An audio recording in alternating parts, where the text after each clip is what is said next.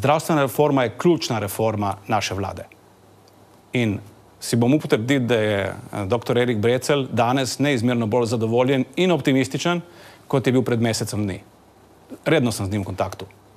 In naslednji teden so prvi konkretni rezultati dostopni ljudem. Jaz bom kar zdaj napovedal. Naslednji teden bomo štartali z 3 projekti.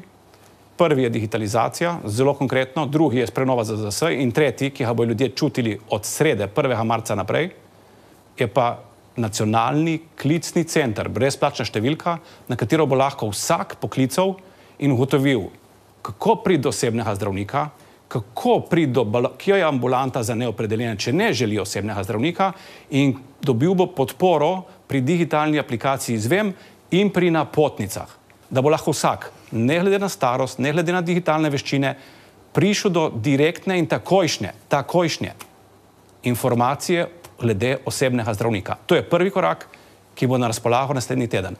In teh korakov bo kar nekaj vsak teden od zdaj naprej. Boste videli, jaz mislim, da boste prijetno presenečeni, ne samo vi, ampak predvsem starejši, ki imajo dejansko izzive zaradi preteklih napak, preteklih vlad, ampak ta vlada bo to uredila.